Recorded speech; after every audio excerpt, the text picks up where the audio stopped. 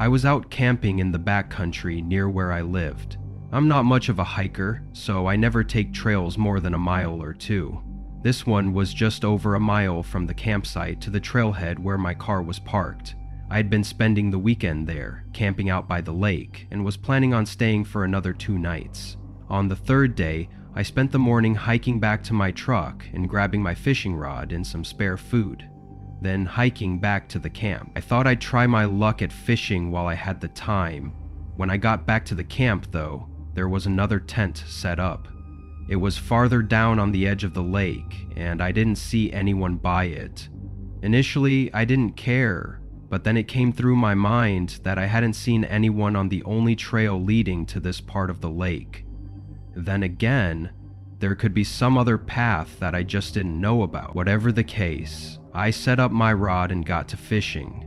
Every 20 parish minutes, I'd glance over at the tent on the side of the lake, but at no point during the 3 hours I was out there did I see anyone.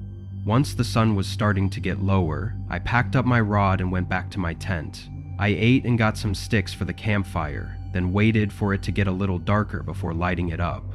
Then, as soon as I did, I saw someone's shadow move in the forest ahead of me. They were just far enough for the light to not reach them, so after that quick glimpse, all I could see was total darkness. I made the assumption that it was the person with the tent down by the lake, probably gathering sticks for a fire. It was weird that just when I lit up my campfire, they were right outside my camp, but I chose to not overthink it. I leaned back in my chair and relaxed, looking at the fire, the sky, and the lake. It was so calming, I almost wanted to fall asleep in the chair. But just a half hour later, I looked past the fire and saw several figures coming from the forest. Once they were closer, I counted 4 men, all coming right up to my campsite. There was a lot going through my head, but I tried to suppress any nervous feelings and hoped it was just a nearby camping group in need of help or something. When they came into the light, I could see that they were all in their 30s or 40s and had straight faces. Once they were just a few feet from me and were still walking, I got up from my chair and nervously began asking what they needed. None of them responded, only continuing to walk up. 2 of them went behind me, going straight for my tent as the other 2 pushed me aside.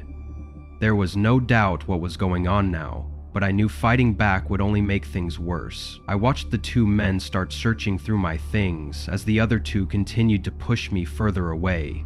I tried saying anything I could, but the men had an emptiness to their eyes that showed they did not care at all.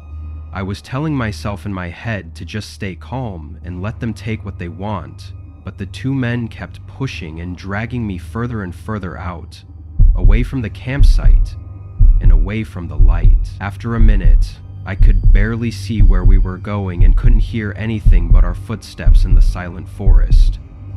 Then we stopped. I turned and faced them, and as we stood in the darkness between the trees, all my fears just hit me at once. One of them reached for something, and I instantly took off running.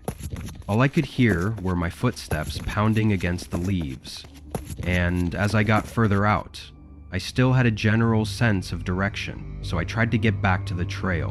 When I did, I went straight for my truck, and from what I could tell, nobody followed me.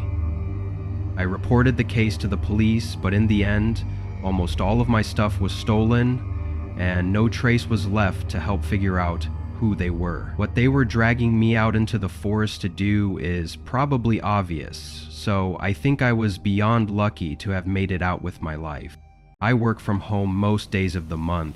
Sometimes I have to go into the office to pick something up or have an in-person meeting, but that would only be once or twice a month.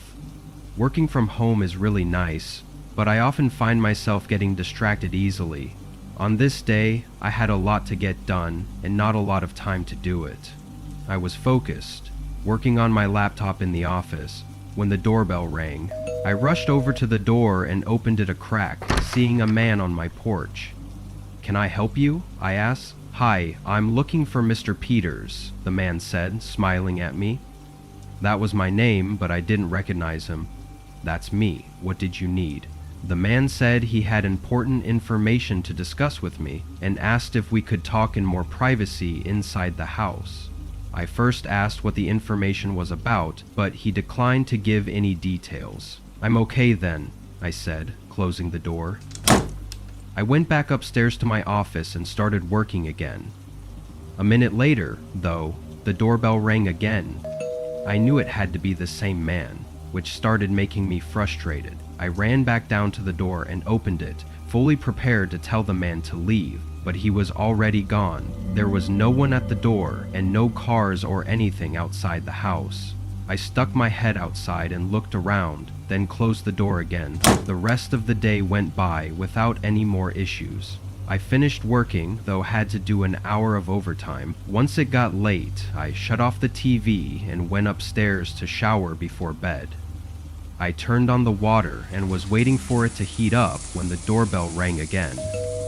I checked my phone, seeing it was 10:30. I wasn't going to open the door, but I wanted to see who it was, so I went back down and looked through the peephole. There was a man on the porch in dark clothing and with a face mask on. Even with the cover-up, I could tell it was the same man from earlier, based on his body shape and the way he was standing. My whole body froze, and I just watched him through the peephole. He rang the doorbell again. I could see he had something big in one of his pockets, either a large knife or a gun. It didn't even feel like any of this was really happening. I backed up quietly, but I think he may have heard me because he called out, "I'm looking for Mr. Peters, just need to tell him something important." Thinking he knew I was there already, I ran upstairs and got my phone, calling 911. While on the phone, a gunshot ripped through the house. The sudden sound made my ears ring. I couldn't even hear what the officer was saying. The ringing faded over the next minute, and I heard nothing else. I was sure the guy had left, but I was still going to wait for the police. It was quiet for the whole time until I heard sirens coming. Once they seemed to be nearby, I opened the bathroom door and stepped out and went over to the stairs.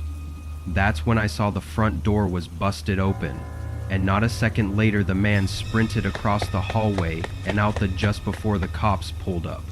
I think he had shot the lock out, and my ears were ringing so bad that I didn't hear him come inside. I gave the cops a description of the man, but there wasn't much else to go off of. The man was obviously at my home to hurt me and likely kill me. He knew my name and had been looking for me. That's what still scares me. Until he gets caught, I don't think I'll ever get over the fear of him coming back. I had just gotten back from vacation with a few of my friends that I've known since high school. Most of us live far away from each other, so meeting up once a year is how we stay connected.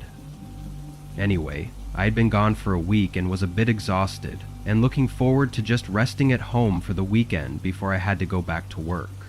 When I got inside, I didn't even bother to unpack anything. I walked over to the kitchen and got a couple snacks to substitute for my dinner, then turned off the lights and laid down on the couch. I didn't bother with the TV either. I planned on just eating and scrolling on my phone, then falling asleep. After a while, my eyes got heavy, and I put my phone down on the coffee table and closed my eyes. It was late, though I don't recall ever looking at the exact time before I fell asleep. Sometime later in the night, though, I woke up. It didn't seem to be for any reason, as I didn't hear anything, but my eyes shot open and my head was in alert mode. It was a strange feeling, like something had to have woken me up to make me feel like this. I sat up and rubbed my eyes, then grabbed my phone and got up to go to bed, figuring maybe my brain felt weird about me sleeping in the living room. Walking over to the stairs, I saw the back porch light was still on. This wasn't shocking, as I'd left it on while I went on vacation in hopes to mislead any possible robbers, as it would look like someone was home. As I flicked the light off, though, my eyes shifted to the back door. It was unlocked. I immediately got a bad feeling in my gut, staring at the door. I thought maybe I was crazy and pulled the door, but sure enough, it opened. I quickly shut it and locked it. Had I forgotten to lock it before leaving? There was no way. I checked every door and window multiple times before leaving. I went around and turned on all the downstairs lights and looked around, trying to spot anything missing, but nothing that I could notice was gone. Really unsure about the situation I was in, I went back to the door and tested the lock. With the door locked, I was able to pull it open. I looked closer and could tell that a part of the latch was broken off. There wasn't a single part of me that wasn't terrified in that moment. I knew the chances of whoever had broken in to still be in the house were slim, but I could not sleep until I was sure. This was the exact time when I should have called the cops. I don't know if I was just too tired to think straight, or if I was just really confident that nobody was still there, but I went upstairs to check the rooms. Switching on the hallway light, all the doors were closed, just as I'd left them. My master bedroom was on the far end, with a bathroom and spare bedroom before it. I checked the bathroom first, opening the door and taking a quick look. It was empty. No signs of anything out of place. Then I walked over to the spare bedroom. I used this room mainly for storage, so there were a lot of boxes and furniture scattered around. As I walked through the room, looking behind the boxes, I suddenly heard very quiet, soft footsteps coming from the master bedroom. They went across the room, into the door, then stopped. It was as if me and this intruder were just listening, waiting for someone to do something. The anticipation and anxiety made fear rush through my whole body. I could hear my heart pounding as I stood in the middle of the room, staring at the doorway leading to the hall. Then I heard the master bedroom door creak open.